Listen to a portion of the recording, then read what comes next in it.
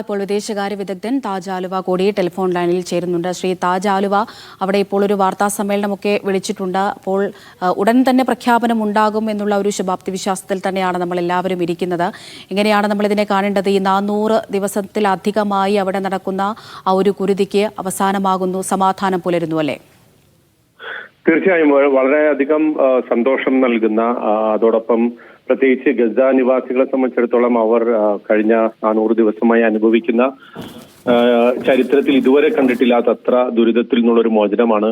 അതിന് ഏറ്റവും പ്രത്യേകത, അവരെ സംബന്ധിച്ചിടത്തോളം അവരുടെ വേണ്ടപ്പെട്ടവർ, മരണപ്പെട്ട ധാരാളം ആളുകൾ അവിടുത്തെ കെട്ടിടാവശിഷ്ടങ്ങൾക്കിടയിൽ കുടുങ്ങിക്കിടക്കുന്നുണ്ട്. അവർക്കൊരു നല്ല ഒരു സംസ്കരണം, അവരെ ഒരു മരണാനന്തര ചടങ്ങുകൾ നിർവഹിക്കാൻ പോലും സാധിക്കാത്ത ഒരു അവസ്ഥയിലായിരുന്നു അവർ. ആ ഒരു അവസ്ഥ മാറുന്നു. തിരിച്ച് അവരുടെ എന്താണ് വീടുകളിലൊക്കെ ബാക്കിയുള്ളത്, അതോടൊപ്പം നഷ്ടപ്പെട്ടു പോയ ഒരുപാട് സംഗതികളുണ്ട്. കൂട്ടത്തിൽ തന്നെ 600ഓളം ട്രക്കുകൾ എല്ലാ ദിവസവും ഇനി മുതൽ ഗസയിലേക്ക് പ്രവേശിക്കും എന്ന് പറയുന്ന ആ ഒരു സംഗതി തീർച്ചയായിട്ടും വളരെ അവരെ സംബന്ധിച്ചിടത്തോളം വളരെ ആശ്വാസമാണ്. മരുന്നുകൾ ലഭിക്കാൻ പോകുന്നു, അതുപോലെ തന്നെ മറ്റ് അത്യാവശ്യം വേണ്ട മെഡിക്കൽ എക്യുപ്മെന്റ് ലഭിക്കുന്നു എന്നതൊക്കെ വളരെ സന്തോഷകരമായ സംഗതിയാണ്. പക്ഷെ അതേ സന്ദർഭത്തിൽ ഗസ നിവാസികളെ സംബന്ധിച്ചിടത്തോളം അവരുടെ ദുരിതം പൂർണ്ണമായി ഇതോടുകൂടി അതിന് അറുതിയാകും എന്നൊരിക്കലും നമ്മൾ ഇതിനെ അർത്ഥമാക്കേണ്ടതില്ല. പ്രത്യേകിച്ച് ഒരു സംശയം ചോദിക്കട്ടെ, ഇതിപ്പോൾ ഈ ക്യാബിനറ്റ് വെടിനിർത്തൽ കരാർ നാളെ ഈ വോട്ടിനിടുന്നുണ്ടല്ലോ ഇസ്രായേൽ ക്യാബിനറ്റ്. നമുക്കറിയാം, മോട്ടറിസ് ഉൾപ്പെടെ 6 മന്ത്രിമാർ ഇതിനെതിരായി തന്നെ ശക്തമായി നിലനിൽക്കുന്ന ഒരു സാഹചര്യമുണ്ട്. ഇത് ഏതെങ്കിലും ഘട്ടത്തിൽ തിരിച്ചടിയാകുമോ ഈ ഘട്ടത്തിൽ? അതായത് വലതുപക്ഷ മന്ത്രിമാർ ഭീഷണിപ്പെടുത്തിയിട്ടുണ്ട്, ഈ കരാറുമായിട്ട് മുന്നോട്ട് പോവുകയാണെങ്കിൽ ഞങ്ങൾ പിന്തുണ പിൻവലിക്കും, അതോടുകൂടി ഗവൺമെന്റിനെ ബാധിക്കും എന്നൊക്കെ ഭീഷണിപ്പെടുത്തുന്നുണ്ടെങ്കിൽ കൂടി അന്തിമമായി അവരും ഈ കരാറിനെ അനുകൂലിക്കേണ്ട ഒരു ഘട്ടത്തിലേക്കാണ് ഇപ്പോൾ സ്ഥിതിഗതികൾ എത്തിയിട്ടുള്ളത്. പ്രത്യേകിച്ച് ഇസ്രായേലിൽ വളരെ ശക്തമായ അഭിപ്രായ ഭിന്നത ഇത് സംബന്ധമായിട്ട് നിലനിൽക്കുന്നുണ്ട്.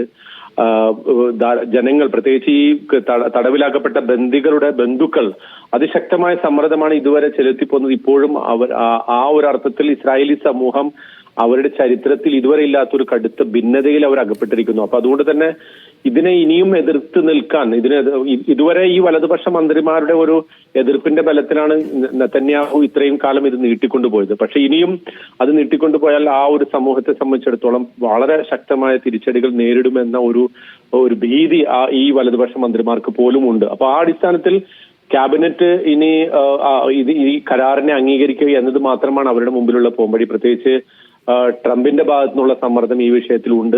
ബൈഡനേക്കാൾ അധികം ഈ വിഷയത്തിൽ ട്രംപിന് താല്പര്യമുണ്ട്. ഒരു വെടിനിർത്തൽ കരാർ താൻ അധികാരത്തിൽ ഏൽക്കുന്നതിന് മുമ്പ് യഥാർത്ഥത്തിൽ നിലവിൽ വരണം എന്നൊരു താല്പര്യമുണ്ട്.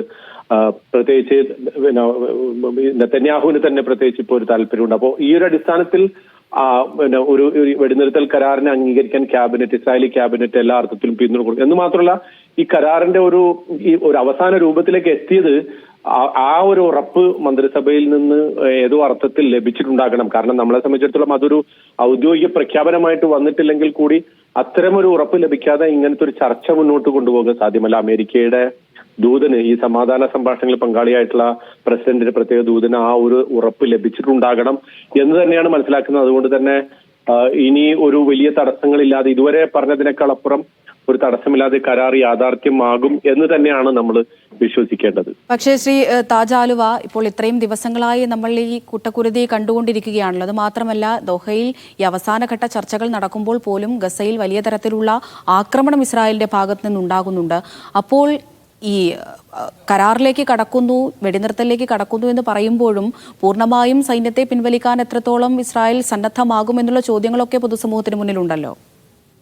തീർച്ചയായിട്ടും അത് ഇസ്രായേലിനെ സംബന്ധിച്ചിടത്തോളം എപ്പോഴും ഈ കരാർ ഇതിനു മുമ്പ് തന്നെ ഗസയിൽ നിന്നുള്ള ആക്രമണം ഒക്ടോബർ 7, 2023 ഒക്ടോബർ 7 ഉണ്ടാകുന്നതിന് മുമ്പ് തന്നെ ഇടയ്ക്കിടെ ഗസയിൽ ഇസ്രായേൽ ആക്രമണം സംഘടിപ്പിച്ചിരുന്നു. ആ അർത്ഥത്തിൽ ഇനിയും ഈ പറയുന്ന വെടിനിർത്തൽ കരാറൊക്കെ നിലവിലിരിക്കെ തന്നെ ഇടയ്ക്കിടെ ആക്രമണങ്ങൾ സംഘടിപ്പിക്കാൻ ഇസ്രായേൽ മുതിരും എന്നുള്ള കാര്യത്തിൽ യാതൊരു സംശയവുമില്ല. കാരണം അങ്ങനെയാണ്, അതിന് ആ ഒരു സിസ്റ്റമാറ്റിക് ആയിട്ട് അവർ അങ്ങനത്തെ ഒരു നടപടിയാണ് തുടർന്നു പോന്നിട്ടുള്ളത്. അപ്പൊ അതുകൊണ്ട് തന്നെ ഇങ്ങനെ ഒരു കരാർ നിലവിലുണ്ട് എന്ന് വിചാരിച്ച് പൂർണ്ണമായിട്ടും അവിടുന്ന് സൈന്യത്തെ ഇനി പിൻവലിച്ചാൽ തന്നെ തോന്നുമ്പോഴൊക്കെ അവർക്ക് ഇടപെടാൻ പറ്റുന്ന ഒരു രീതിയിലാണ് വാസ്തവത്തിൽ ഇസ്രായേൽ അവിടുത്തെ കാര്യങ്ങൾ ഇതുവരെ കൈകാര്യം ചെയ്തു പോകുന്നത്. പ്രത്യേകിച്ച് ഇപ്പോഴത്തെ സാഹചര്യത്തിൽ അതിന് പല ന്യായങ്ങളുണ്ടാവും. സ്വയം സുരക്ഷ എന്ന് പറയുന്ന ഒരൊറ്റ ന്യായമാണ് എപ്പോഴും ഇസ്രായേൽ അതിന് ഉന്നയിക്കാറുള്ളത്. സ്വന്തം രാജ്യത്തിന്റെ ജനങ്ങൾക്ക് വേണ്ടി ഞങ്ങൾ ഇടപെടുന്നു എന്ന ഒരു സംഗതി. അതുപോലെ തന്നെ ഫലസ്തീനിലെ തീവ്രവാദികൾക്കെതിരെ എന്ന് പറയുമ്പോൾ സ്വാഭാവികമായിട്ടും മറ്റു രാജ്യങ്ങളോ അല്ലെങ്കിൽ ഐക്യരാഷ്ട്രസഭ പോലുള്ള സംഘടനകളോ ഒന്നും അതിൽ ഇടപെടാത്തൊരവസ്ഥയാണ്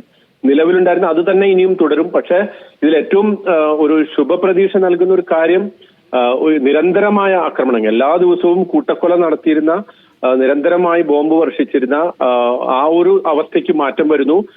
താൽക്കാലികമായ ഒരു സമാധാനം പുലരാൻ പോകുന്നു. അതോടൊപ്പം ഗസ നിവാസികൾക്ക് കുറച്ചുകൂടി അവരുടെ ജീവിതത്തിലേക്ക്, സാധാരണ ജീവിതത്തിലേക്ക് മടങ്ങാനുള്ള ഒരു അന്തരീക്ഷം.